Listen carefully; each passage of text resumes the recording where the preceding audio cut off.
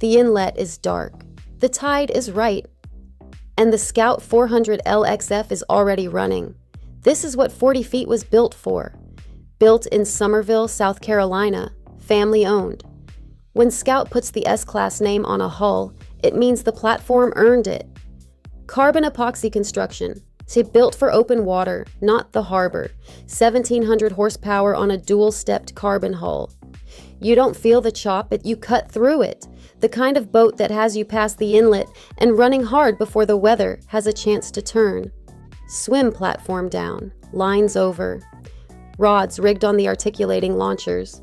One button, and they're set. The Seakeeper 3 holds the boat steady. You focus on what's in the water. Entertainment station folds out. Sink, grill, cutting board, tackle storage. Patent pending, and you'll see why the first time you use it. Articulating launchers deploy with one button, locked at speed down when you anchor. The Seakeeper 3 is standard, not optional, and the carbon epoxy hull runs in conditions where other boats stay home. Below, there's a forward cabin, enclosed head, shower, sink. The essentials for the nights when home is wherever the anchor drops.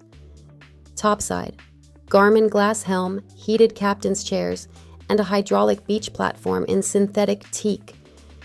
This is a boat for people who go when others stay, and it's built like it. For full specifications and availability, visit yachtspecsdirect.com. I'm Kaya from Minted Yachts. For additional information, feel free to email me at info@mintedyachtscom or hit us up at yachtspecsdirect.com. New to yachting? Then grab our free buyer's guide at yachtbuying101.com and find your water.